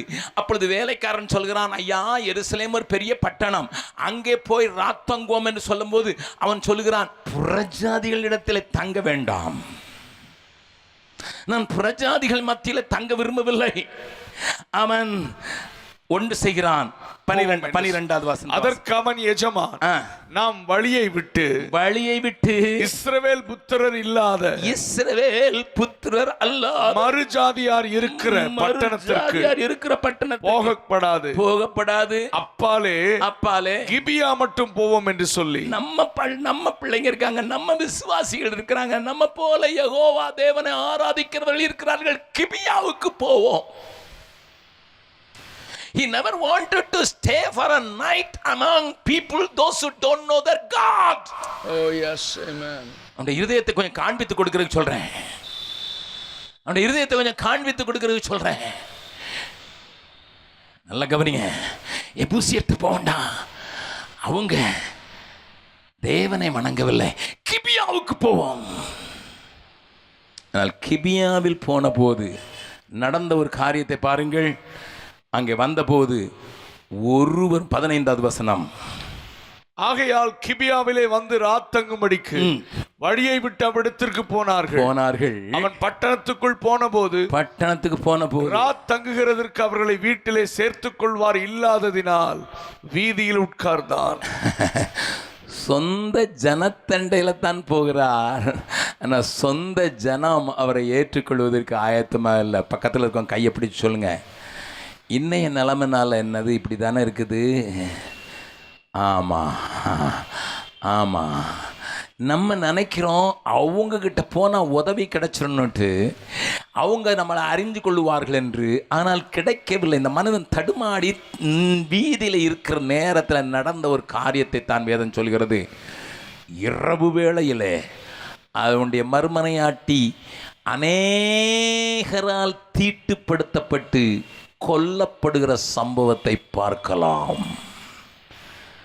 அன்றைய தேசத்தினுடைய நிலைமையை, தேவனுடைய ஆசீர்வாதத்தை பெற்றிருந்த ஜனம், தேவனுடைய ஆட்சியிலே வாழ்ந்து கொண்டிருந்த ஜனம், தேவனுடைய கட்டளைகளை பெற்றிருந்த ஜனம், தேவன் தந்த வாக்குறுதிகளை ஆண்டவர்களுக்கு நிறைவேற்றியிருந்த இடம், தேவனுடைய பாதுகாப்பில் இருந்த அந்த பூமியில தேவன் இல்லாமலே போய்விடுகிறார். Listen listen listen. அருமையானவர்களே, தேசம் தேவனை அறிய வேண்டும் என்றால் நீங்கள் அறிய வேண்டிய ஒரு காரியத்தை சொல்ல விரும்புகிறேன். ஆண்டவருடைய இதய துடிப்பை நீங்கள் புரிந்து கொள்ள வேண்டும் என்றால் தேசத்தில் அல்ல, தேசத்தினுடைய மக்களுடைய நிலையை மாத்திரமல்ல, சபை பிரித்தெடுக்கப்பட்ட தேவ மக்களுடைய நிலைமையை கொஞ்சம் பாருங்கள். தனியாக்கப்பட்ட மக்களுடைய நிலைமையை பாருங்கள். வந்தவர்கள் இவனுடைய மனைவியை எடுத்து கொண்டு போகும்படியான ஒரு சூழ்நிலை உண்டாகிறது. எல்லாவற்றையும் விளக்க நேரமில்லை. அவளை தவறாக உபயோகப்படுத்தி, குழுவாக உபயோகப்படுத்தி, கேங் ரேப் என்று சொல்கிறாள், அது நடந்து காலையிலே மரித்தவளாக காணப்படுகிற அவளை 12 துண்டாக வெட்டி அவன் அனுப்பின ஒரு பொல்லாத காட்சியை தான் 19வது அதிகாரம் சொல்லுகிறது. What I wanted to say, the good people were handled not properly. Accept தான் பண்ணலை, அவங்கள சரியாக ஹேண்டில் பண்ண தெரியாமல் கண் சொருகி போன தேவ மக்கள். நல்ல மனிதர்களை அடையாளம் கண்டு கொள்ள தெரியாது. நல்ல மனிதர்களை அடையாளம் கண்டு கொள்ள தெரியாமல் தன்னை ஒரு அக்கிரமத்துக்கு விட்டு போட்டு இருக்கிற தேவ மக்கள் வாழ்கிற ஒரு கிபியா, பெத்லஹேம். தேவ ஜனமே, யாரையாவது குற்றப்படுத்துவதற்கு நான் இதை சொல்லவில்லை. அந்த நாட்களின் நிலைமை இன்றைக்கு அப்படியே வர ஆரம்பித்திருக்கிறதை நீங்கள் அடையாளம் கண்டு கொண்டால் தான் தேவனுடைய இதய குமுறலை நீங்கள் புரிந்து கொள்ள முடியும் என்பதற்காக சொல்கிறேன். ஆண்டோடைய வார்த்தை சொல்கிறது, நல்லோரை பகைக்கிறவர்களுமாக கடைசி நாட்களில் இருப்பார்கள். நல்லவைகளை பகைக்கிறவரான ஒரு கூட்டம் அவர்களை விட்டு விலகு என்று தீமோத்தேயுக்கு பவுல் எழுத வேண்டிய சூழ்நிலை. ஏனென்றால் தேவ மக்கள் மத்தியிலே நல்லோர்களை பகைக்கிற ஒரு கூட்டமாக மாறி வருகிற ஒரு பொல்லாத நாட்கள் அந்த நாட்கள். லிசன், உங்களே கேட்டு பாருங்க. உங்களே கேட்டு பாருங்க, நான் யாரை நேசிக்கிறேன்? நான் யாரை நேசிக்கிறேன்? என் ஆண்டவருடைய பிள்ளை என்று நான் சொல்வது உண்மை என்றால், நல்லாருக்கும் பொல்லாருக்கும் மழையை வைக்க பண்ணுகிற அந்த பரமபிதாவுக்கு நான் பிள்ளை என்றால், நல்லவர்களை நேசிக்கவே முடியவில்லை என்றால், நான் தீயவர்களையும் தூரமானவர்களையும் எனக்கு அறியாதவர்களையும் நேசிக்கிற நேசம் என்னில் காணப்படுவதற்கு வாய்ப்பு உண்டோ? Why the missionaries work is not being pushed by all the churches? ஏன் சபைகள் இப்படிப்பட்ட ஒரு பெரிய காரியத்தை இன்னைக்கு சாயங்காலம் பேசும்போது உங்களுக்கு விளங்கும் ஏன் அது முக்கியம் என்று. அதை தள்ளுவதற்கு முடியவில்லை, ஏனென்றால் அடையாளம் கண்டு கொள்ள முடியவில்லை. செயல்படுத்துவதற்கு, புரிந்து கொள்வதற்கு, வேறு பிரிப்பதற்கு தெரியவில்லை. நம்முடைய தேவைதான் பெரிதாக காட்டப்படுவதனால, நம்முடைய தேவைகளை மேலோங்கி நிற்கிறதுனால, அதை நிறைவேற்றுவதில் தான் நாம் கவனம் செலுத்த ஆரம்பித்து விட்டோம். பொல்லாத நாட்கள், பொல்லாத சூழ்நிலை. கவனிங்கள். இப்பொழுது இன்னொரு கூட்டத்தை காண்பித்துக் கொடுக்க விரும்புகிறேன். ரூத்தின் புஸ்தகம் 4வது அதிகாரம். ரூத்தின் புஸ்தகம் 4வது அதிகாரம். இந்த கதை உங்களுக்கு தெரிந்திருக்கும். ரூத் என்கிற ஒரு மோவாபிய பெண் விதவையாக்கப்பட்டாள். அவள் தன்னுடைய மாமியோடு இருப்பதற்கு அவள் வேண்டிக் கொண்டதனுடைய ஒரு பெரிய நோக்கம், மாமியார் வணங்குகிற தெய்வம்தான் உண்மையான தெய்வம் என்பதை கண்டு கொண்டதினால் அவர் ஒரு வார்த்தை சொன்னாள், உம்முடைய தேவன் என்னுடைய தேவன். ஐயா, விக்கிரகங்களுக்கு பின்னதாக ஓடிக்கொண்டிருந்த என்னை, உம்முடைய மகனை எனக்கு திருமணம் செய்ததினால் என்னை திசை திருப்பினீர். ஆகையினால இப்பொழுது நீர் போகும் இடத்துல உம்மிடத்துல ஒண்ணுமில்லை என்று எனக்கு தெரியும். நீர் காலியான பாத்திரம் என்று தெரியும். ஆனாலும் உம்முடைய தேவன் என்னுடைய தேவன் என்பதை அறிந்து தன்னுடைய வீட்டை விட்டு, குலத்தை விட்டு, ஜனத்தை விட்டு, அந்த நவோமி என்கிற ஒரு நெகட்டிவ் காரியத்தை பேசுகிற ஒரு மகளோடு கூட வந்துவிட்ட ஒரு அபலை பெண், ஒரு அனாதை போல வந்திருக்கிறாள். விதவையாக்கப்பட்டவளாக வந்திருக்கிறார். ஒன்றுமில்லாத இடத்தில் குடியிருக்கும்படி வந்திருக்கிறாள். அவளுக்கு கொஞ்சம் நிலங்கள் இருக்கிறது பெருசனுடைய பேரிலே. இப்பொழுது அந்த நிலத்தை நீர் வாங்கிக் கொள்ளும் என்று ஒரு இஸ்ரவேல் மனிதன், மறுபடியும் சொல்கிறேன், பெத்லெஹேம் வாசி. Again I want to show you, he is also a Bethlehemite. Bethlehem பட்டணத்தை சேர்ந்த சின்ன ஊரை சேர்ந்தவன். அந்த நிலத்தையும் வாங்கிக் கொள்ளும், இவளையும் திரும்ப அவளுக்கு வாழ்வு கொடுமையா. அனாதையப்பா, அபலையடா, அவளுக்கு வாழ்வு கொடுங்க. அவன் சொல்றான், இதெல்லாம் செய்து நான் தீட்டுப்பட மாட்டேன். அவனுடைய ஸ்டேட்மெண்ட்டை மட்டும் பாருங்க. 5வது வசனம். அப்பொழுது போவாஸ், நீர் நகோமியின் கையிலே அந்த வயல் நிலத்தை வாங்குகிற நாளிலே மரித்தவனுடைய சுதந்திரத்தில் அவன் பேரை நிலைநிற்க பண்ணும்படிக்கு அதை மரித்தவன் மனைவியாகிய மோவாபிய ஸ்திரீயான ரூத் கையிலும் வாங்க வேண்டியது என்றான். அப்பொழுது அந்த சுதந்திரவாடி, நான் என் சுதந்திரத்தை கெடுக்காதபடிக்கு, நான் என் சுதந்திரத்தை கெடுக்காதபடி நான் அதை மீட்டுக் கொள்ள மாட்டேன். போவாஸ் கெஞ்சுகிறான். இங்கே ஒரு விதவை பெண் இருக்கிறாள், இவளுக்கு வாழ்வு தேவை. இதை நீ கொடுக்கும்படியாக வேண்டிக் கொள்கிறேன். நீர்தான் அதற்கு உரியவர். உம்முடைய காரியத்தில் நீர்தான் முதலாள். அந்த ஆள் என்ன சொன்ன தெரியுமா?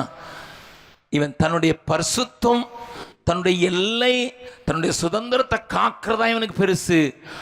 அபலையாய் விடப்பட்டவர்களை குறித்து கரிசனையற்றவன் பெத்லெஹேம் வாசி. நல்லா கவனிங்க.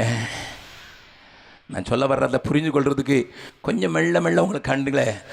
பெத்லெஹேம் வாசியான ஒரு பெண் தன் மாம்சத்தின் தேவைக்காக புருஷனுக்கு துரோகம் பண்ணி போனவளையும், அதே பெத்லெஹேமிலே அவனை நிறுத்தி வைப்பதற்கு செய்த மாமனாரையும் காட்டினேன். இங்கே தன்னை காத்துக்கொள்ள வேண்டும் என்பதில் மாத்திரம் கரிசனையாயிருக்கிற ஒரு நியாயப்பிரமாணத்தை மாத்திரம் விரும்புகிற ஒரு மனிதன்.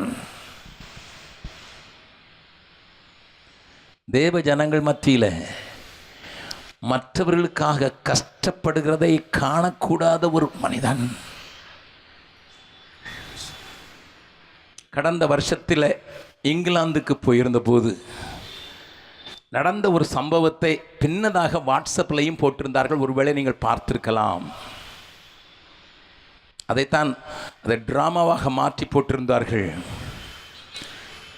ஒரு ஆப்பிரிக்க மனுஷன், மென்டலி ஹேண்டிகேப்ட், அவன் ஒரு கடைக்கு முன்னதாக நின்று கொண்டு எப்பொழுதும் அந்த கடையை முன்னதாக படுத்துக்கொள்வான். அந்த கடைக்காரன் இவனை மிகவும் வெறுத்தான். இவனால் தனக்கு வருகிற கூட்டம் போய்விடுதோ என்றெல்லாம் யோசித்தான். அவனை அடித்தான், பழித்தான், அவனுடைய காரியங்களுக்கு. ஆனால் இந்த மென்டலி ஹேண்டிகேப்ட் ஆயிருந்தான், பைத்தியக்காரனை போல இருக்கிறவன்.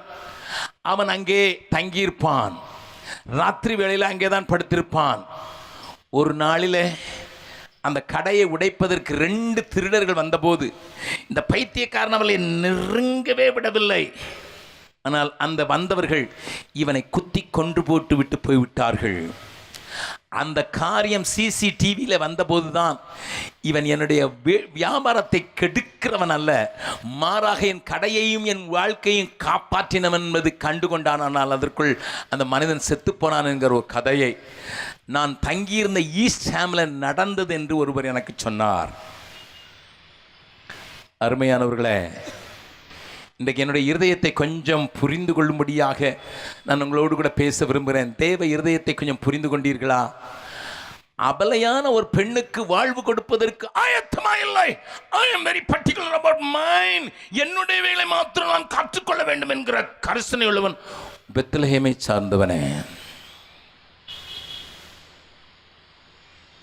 ஆண்டவருடைய இருதயத்தை சுமக்க வேண்டிய சபை, ஆண்டவருடைய இருதயத்தை தனக்குள்ளே காண்பித்து இந்த உலகத்துக்கு தன்னை காண்பிக்க வேண்டிய சபை இன்றைக்கு தனக்காக மாத்திரம் வாழ ஆரம்பித்ததினால அநேகருடைய வாழ்க்கை பாழடிக்கப்பட்டிருக்கிறது என்பதை நீங்கள் அறிவீர்களா? தேவன் உங்களோடு கூட பேச விரும்புகிறார். தேசத்தில் ஒரு பக்கம் அக்கிரமம், அநியாயம், விபச்சாரம், வேசித்தனம், இன்னொரு பக்கத்தில் தேவ மனிதர்கள் தங்களை காத்துக்கொள்வதற்கு தனியாக்கப்படுகிற ஒரு பெரிய சூழ்நிலையின் மத்தியில் அப்படிப்பட்ட நாட்களில் தான் நடந்த காரியம் ஏலியின் நாட்களில் நடக்கிறது.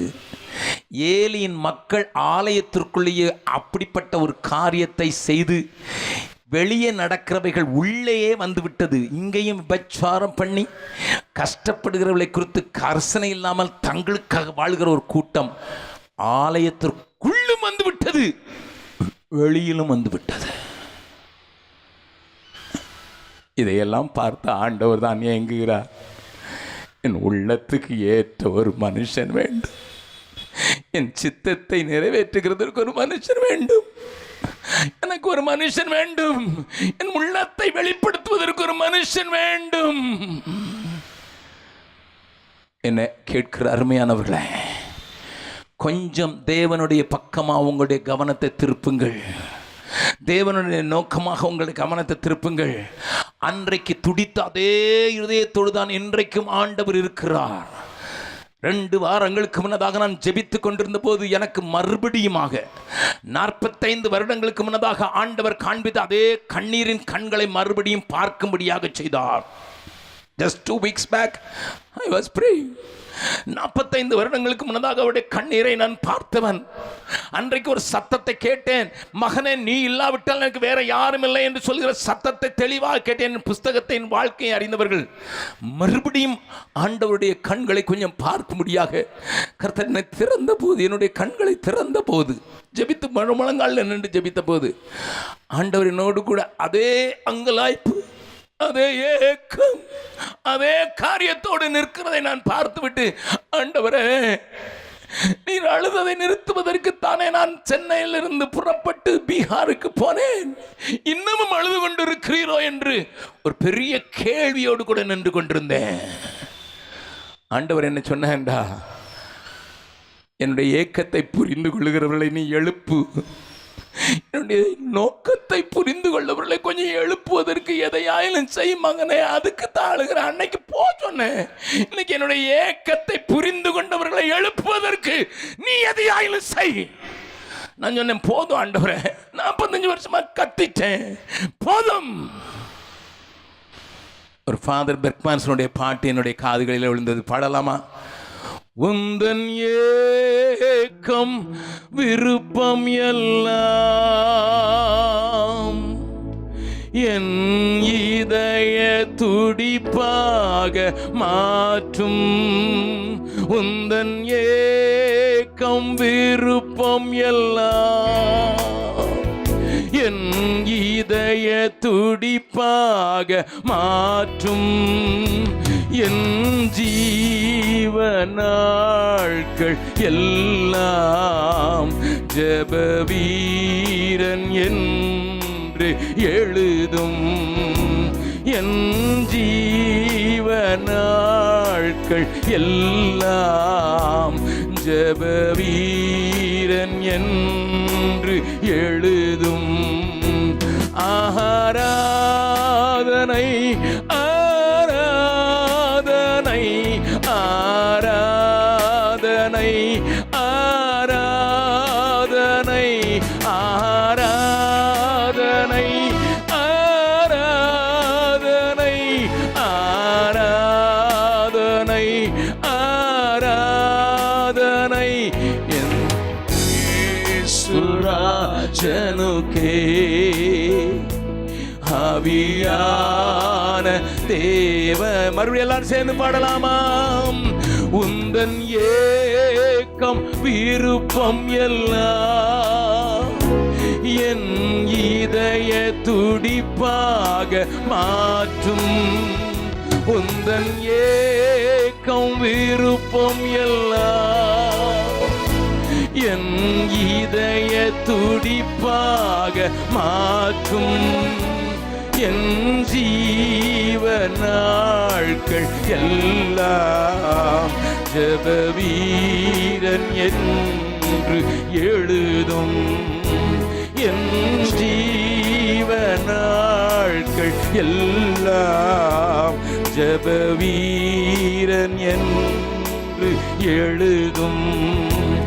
ஆராதனை ஆராதனை ஆராதனை ஆராதனை ஆராதனை ஆராதனை ஆராதனை ஆராதனை அன்பர் இயேசு ராஜனுக்கே ஆவியான தேவனுக்கே. மறுபடியும் ஆண்டவரே, இன்னுமே அழுது கொண்டே இருப்பீங்களா? இன்னுமே அழுது கொண்டிருப்பீங்களா? 45 வருஷத்துக்கு முன்னால் உங்கள் கண்ணீரை என் மேலே விழுந்து என்னை உடைச்சதுனால தானே என் வசதிகளை விட்டு, என் குடும்பத்தை விட்டு, என் பாஷையை விட்டு, பாஷை தெரியாத ஒரு ஊருக்கு போனேன். ஆண்டவரே, இன்னுமே அழுது கொண்டிருப்பீங்களா? தம்பி தம்பி, தேவைகள் பெரிதாயிருந்து நான் என்னுடைய இல்லத்துக்கு ஏற்ற என் சித்தத்தை செய்கிறவளை ஒருத்தர் அல்லப்பா, ஏராளமானவரை எழுப்பணும். நீ தான் எனக்கு ஏதாவது உதவி செய்யணும்னுட்டு தேவன் அழுகையோடு கூட நிற்கிறத மறுபடியும் காண்படியா கண்கள் எனக்கு தந்ததுனால பல மணி நேரங்கள் அப்படியே நின்று கொண்டிருந்தேன். மறுபடியும் சொல்றேன், ஏன் ஏன் ஆண்டவரே, ஏன் ஏன்? அந்த நேரத்தில் என்னுடைய ஆவியில் மறுபடியுமாக நான் முன்னதாக செய்திகளில் சொல்லியிருக்கிறத கேட்டிருக்கலாம். அந்த ஒரு மிஷினரியுடைய வாழ்க்கையை மறுபடியும் ஞாபகப்படுத்தினார். வில்லியம் ஆல்ட் என்று சொல்கிற ஒரு இங்கிலாந்து தேசத்தில் 25 ஒரு வாரத்தில் 25 தடவை பிரசங்கம் பண்ணி கொண்டிருந்த ஒரு வேண்டப்பட்ட பிரசங்கி ஒருவருக்கு இலங்கையை பற்றி ஆண்டவர் ஒரு பெரிய பாரத்தை உண்டாக்கினார். கிட்டத்தட்ட 200 ஆண்டுகளுக்கு முன்னதாக இங்கிலாந்து லண்டன் பட்டணத்தில் ஒரு வாரத்துக்கு 25 தடவை பேசுவதற்கு அழைக்கப்பட்டு கொண்டே இருந்து தன்னுடைய ஊழியத்தை நிறைவேற்றி கொண்ட ஒரு தீவிரமான ஒரு வாலிபனை ஆண்டவர் தன்னுடைய வேலையை செய்யணும்னுட்டு இலங்கைக்கு அனுப்ப வேண்டும்னு சொல்லி பாரப்படுத்தினார். உடனடியாக அவர் ஒரு மிஷனரி சங்கத்துக்கு எழுதினார், ஐயா என்ன அனுப்புங்க, என்ன ஆண்டவர் இலங்கைக்கு போக சொல்கிறாருன்னு சொன்னபோது அவர்கள் சொன்னார்கள், திருமணம் ஆகிவிட்டு வா என்று. ஆகையினால தன்னுடைய திருமணத்திற்கு ஏற்ற தன்னுடைய தரிசனத்தை புரிந்து கொண்ட, தன்னுடைய வாழ்க்கையை புரிந்து கொண்ட ஒரு மகளை தேடினார். அவளுக்கு கடிதங்கள் எழுதி அவளோடு கூட அவளும் சம்மதித்து வைத்து இருக்கும்போது அவர்கள் சொன்னார்கள், மிஷனரி சங்கத்தார் 6 பேர் ரெடியாக இருக்கிறார்கள், 3 குடும்பங்கள் 6 குடும்பங்கள் ரெடியாக இருக்கிறது, நீ ஜாயின் பண்ண வேண்டும் என்றால் தயவு செய்து உடனடியாக திருமணத்தை செய்துவிட்டு வர வேண்டும் என்று சொன்னார்கள். ஆகையினால் அவசரமாக தன்னுடைய திருமணத்தை முடித்த 5வது நாள் சொன்னார்கள், கப்பல் புறப்படுகிறது, நீ புறப்பட்டு வா என்று.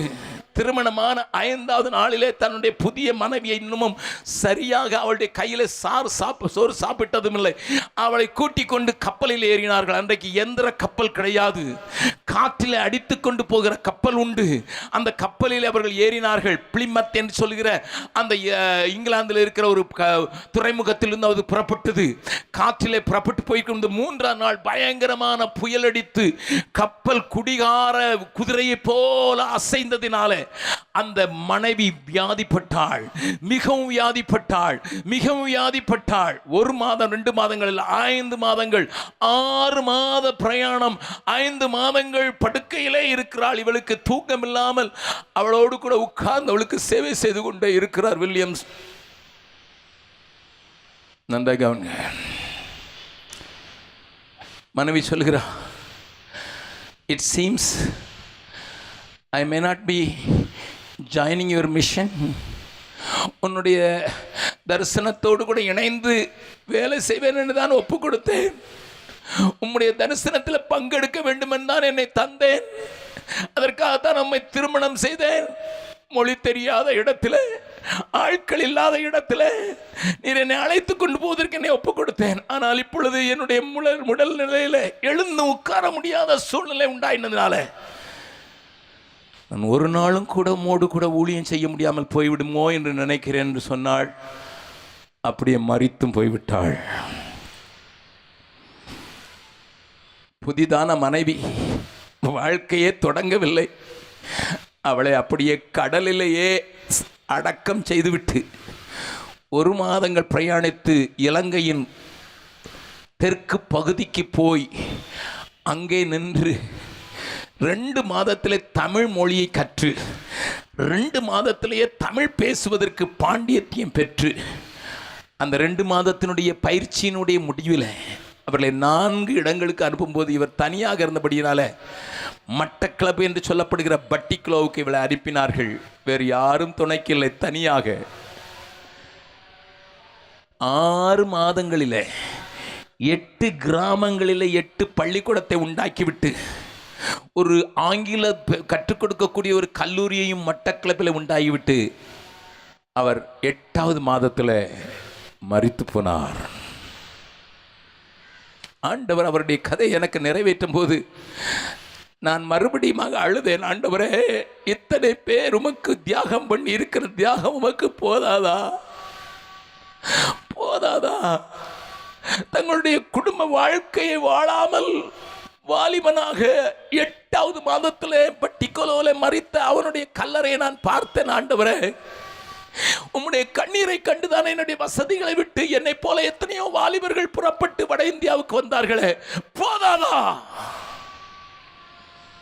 ஆண்டவர் சொன்னா, என்னுடைய வேலை முடியலையாப்பா, என் வேலை முடிய மாட்டேங்குதுடா. வந்தவங்க கொஞ்சம் பேர் தங்களுடைய தேவை பெரிதென்று போய்விட்டாங்க. அதனால என் வேலை முடிக்க முடியாம இருக்க. இன்னும் என் உள்ளத்துக்கும் என் சித்தத்துக்கும் ஏற்றபடியானவர்களை எழுப்பு. நான் சொன்னேன், உண்மையை சொல்றேன்.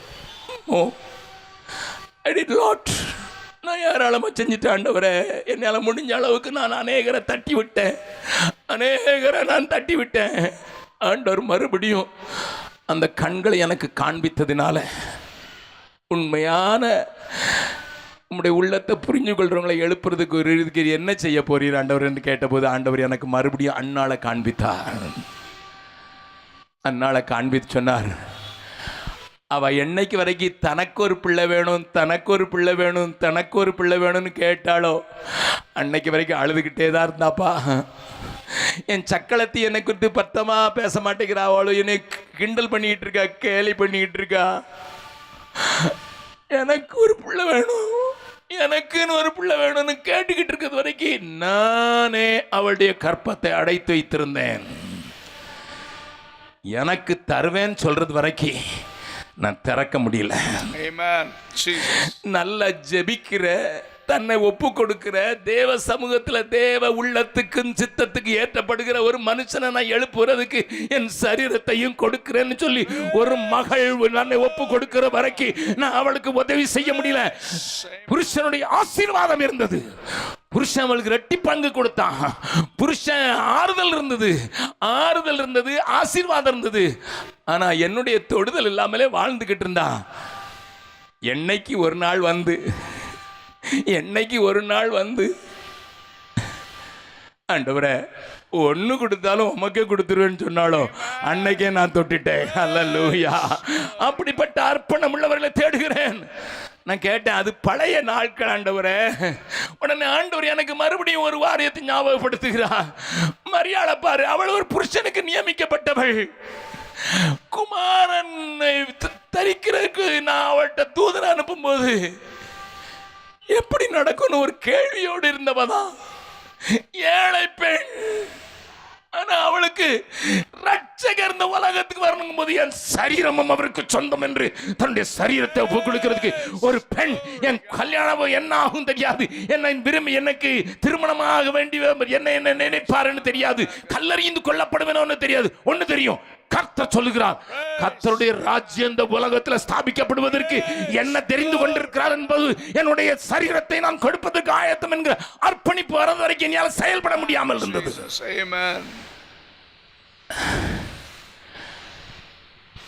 நான் என் சகோதரரை பார்த்து சொல்வேன், அன்றைக்கு மறுபடியும் என்ன அர்ப்பணித்த பிறகுதான் எனக்கு சரீரத்தில் ஒரு பயங்கரமான ஒரு பிரச்சனை, நிற்கக்கூடாத அளவுக்கு ஒரு பெரிய இடுப்புல வலி. It was killing me. நான் ஆண்டவர்கிட்ட சொன்னேன், ஆண்டவரே என்னால் ஓட முடியல.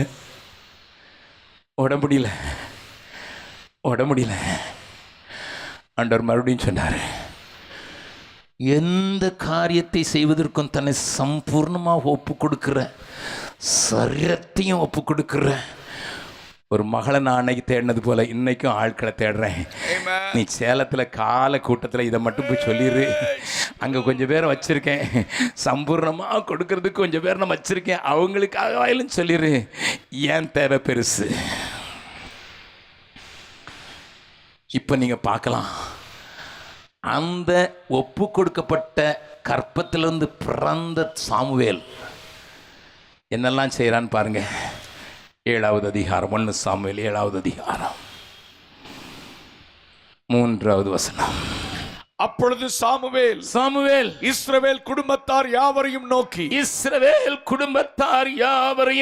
நீங்கள் உங்கள் முழு இருதயத்தோடும் கர்த்தரிடத்தில் திரும்புகிறவர்களானால் அந்நிய தேவர்களையும் அஸ்தரோத்தையும் உங்கள் நடுவிலிருந்து விலக்கி உங்கள் இருதயத்தை கர்த்தருக்கு நேராக்கி அவர் ஒருவருக்கே ஆராதனை செய்யுங்கள்.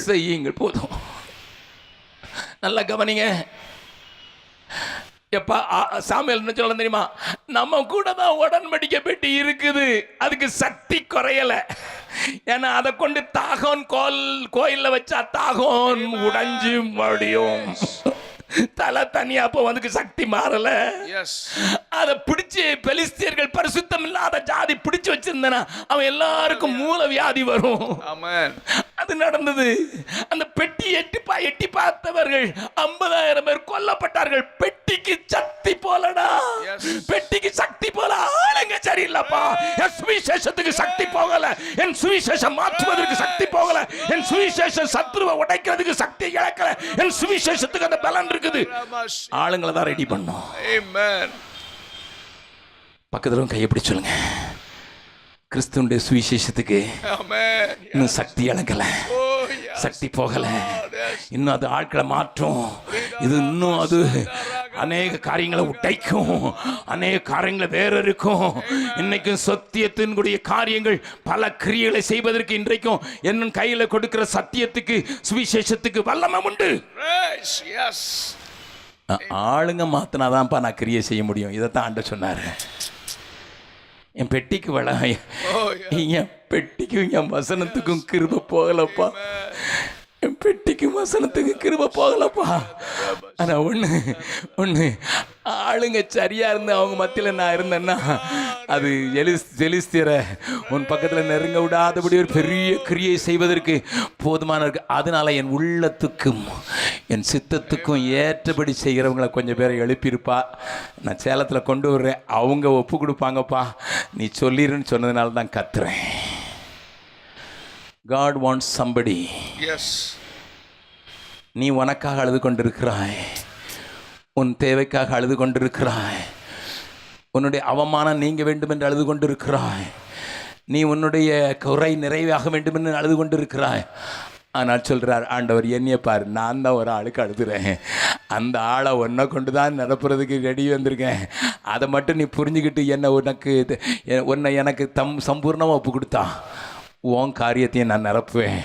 உன்னையும் ஆசீர்வதிக்கிறது மாத்திரமில்லை, நான் பலத்த கிரியைகளை செய்து உன் மூலம் பெரிய காரியங்களை செய்வதற்கு தான் உன்னை கைப்பிடிக்கிறதுக்கு வந்திருக்கிறேன்னு சொல்கிற தேவனுடைய தேவையை புரிந்து கொண்ட ஒரு சின்ன கூட்டம் இங்கே உண்டோ?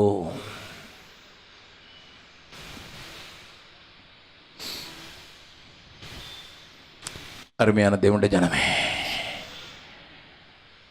அருமையான தேவனுடைய ஜனமே, நம்முடைய தேவைகளையே பார்த்து நம்முடைய தேவைகளுக்காகவே ஏக்கம் கொள்கிற நாட்களை கடந்து தேவனுடைய எதிர்பார்ப்பையும் தேவனுடைய தேவையும் பூர்த்தி சொல்வதற்கு என்ன ஒப்பு கொடுக்குறேன்னு சொல்கிற ஒரு சின்ன கூட்டத்தை தேடி இந்த மிஷினரி கூட்டத்தில் வந்திருக்கிறார். நான் சாயங்காலம் கொஞ்சம் விளக்கமாக மிஷினரி தேவையுடைய முக்கியத்தை பேசும்போது நீங்கள் புரிந்து கொள்வீங்க. ஆனால் அதுக்கு முன்னதாக இந்த காலை கூட்டத்தில் ஒப்பு கொடுத்து வசனத்தை வாஞ்சித்து ஆண்டவருக்கு எதையாலும் செய்யணுங்கிற துடிப்புள்ள சிலர் வந்திருக்கீங்க. உங்களுக்காக நான் ஆண்டவருக்கு நன்றி செலுத்துகிறேன். அதே நேரத்தில் can you see God's need is greater than your need? உங்கள் தேவை காட்டிலும் ஆண்டவர் பெரிய தேவையோடு கூட இருக்கிறத பார்க்குறதுக்கு மட்டும் உங்களுக்கு கண்கள் திறக்கப்பட்டதுன்னா எவ்வளவு நலமாக இருக்கும், எவ்வளவு நலமாக இருக்கும். கண்களை மூடலாம். நன்றி தகப்பனே, நன்றி ராஜா. என்னுடைய பலவீனத்தோடும் கூட நான் உங்கள் மத்தியில் பேசி கொண்டிருக்கிறதுக்கு காரணம் ஆண்டவருடைய கண்ணீரை கண்டிருக்கிறதுனால. இன்றைக்கு அப்படிப்பட்ட மனிதர்களை தேடுகிறதான ஒரு நல்ல ஆண்டவரை பார்த்ததுனால தேசத்தின் நிலைமையை மாற்றுவதற்கும் தேசத்தின் காரியங்களை மாற்றுவதற்கும் தங்களுடைய பரிசுத்தத்தை கெடக்கூடாதுன்னு ஓரமா ஒதுங்கி நின்று அபலைகளுக்கு ஆதரவளிக்காத ஒரு கூட்டம் உண்டு. இன்னொரு பக்கம் வேஷித்தனத்துக்கு விற்கிறதுக்கும் விபச்சாரத்துக்கு விற்று போட்ட உண்டு. நல்லவர்களை ஆதரிக்க கூடாத ஒரு கூட்டத்தின் மத்தியில் இதோ நான் இருக்கிறேன். ஆண்டவரே, என்ன நம்புங்கப்பா, என்ன நம்புங்க, என்ன நம்புங்க. உன்னை சந்தேகப்படுவாங்க மற்றவங்க, ஆனால் நம்புங்கன்னு சொல்கிற ஒரு சின்ன கூட்டத்தை ஆண்டவர் எழுப்புகிறார். என்ன நம்புங்க ஆண்டவரே, உம்முடைய வேலையை உம்முடைய இல்லத்துக்கு உம்முடைய சித்தத்துக்கு ஏற்றபடி செய்வதற்கு நான் எழும்புவேன் என்று சொல்லுகிற ஒரு சின்ன கூட்டத்தை தான் ஆண்டவர் எதிர்பார்த்து வந்திருக்கிறார். எல்லாரும் கண்களும் மூடி இருக்க.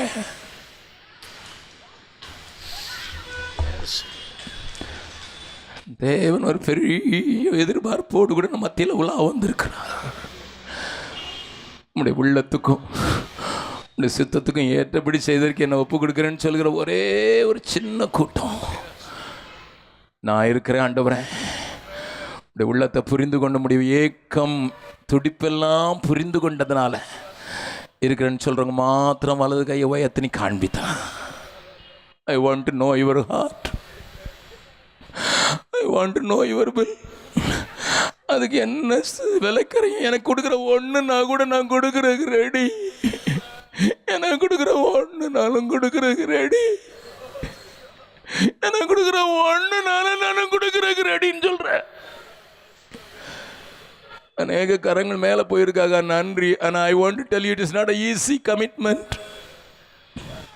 இது ஒரு சாதாரண கமிட்மெண்ட் அல்ல.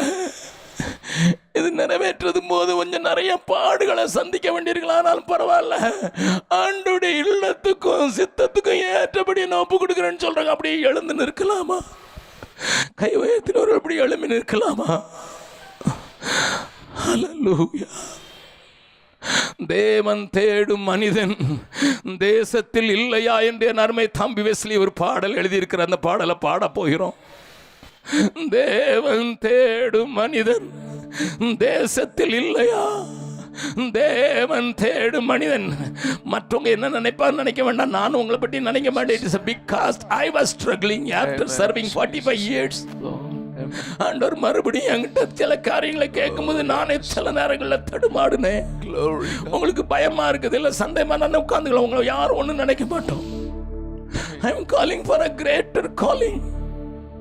தேவ உள்ளத்தை புரிஞ்சு கொண்டு எனக்கு தர்ற ஒன்னையும் கூட ஒப்பு கொடுக்கறதுக்கு ரெடியா இருக்கிற ஒரு கூட்டம். அதனால நீ அந்த இடத்துக்கு வர்றது வரைக்கும் நான் கையை உன் மேல வைக்க முடியாதுமா.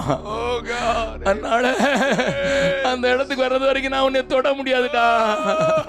அதனால உன் புருஷனுடைய அன்பும் உனக்கு இருக்கிற ஆசீர்வாதமும் உன்னை திருப்திப்படுத்தல எனக்கு தெரியும்பா. ஆனா நீ எனக்கு தர்ற ஒன்னையும் உமக்கே தந்துறேன்னு சொல்றது வரைக்கும் நான் உன்னை தொட முடியாதோமான்னு சொல்ற நல்ல ஆண்டவர். தேவன் தேடும் மனிதன் தேசத்தில் இல்லையா? தேசம் அழிகின்றது, தேசம் அழிகின்றது. தேவன் தேடும் மனிதன் தேசத்தில் இல்லையா? தேசம் அழிகின்றதே, தேசம் அழிகின்றதே. தீரப்பிலே நின்றிட சுவரை அடைத்திட, தீரப்பிலே நின்றிட சுவரை அடைத்திட, பரிந்து பேசி ஜெபித்திட ஆட்களே இல்லையா?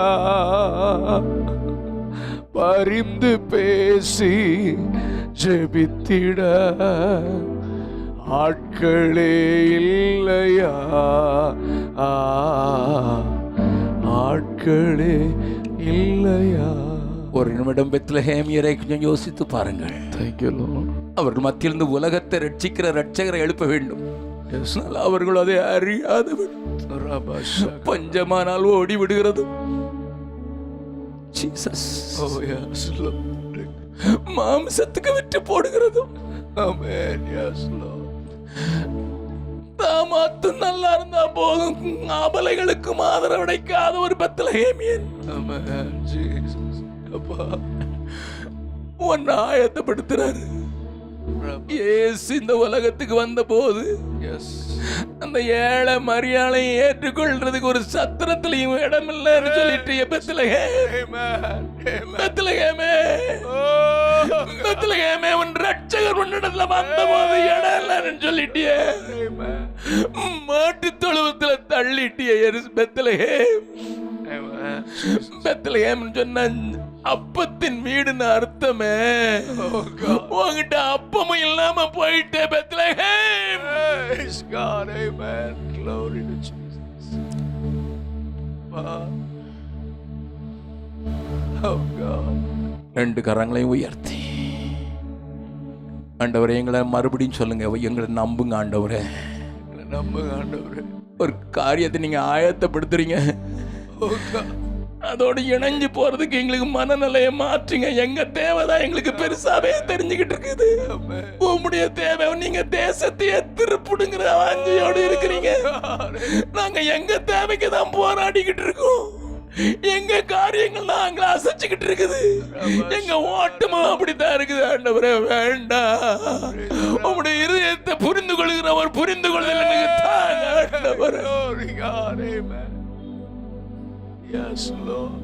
தேவனுக்கு இருக்கிற சிலரோடு கூட இடைப்படுகிறது மாத்திரமல்ல, இந்த நாள் உனக்கு ஒரு விசேஷித்த நாளாக இருக்கிறதுக்கு தேவன் உன்னை தொடுகிறதை பார்க்கிறேன்.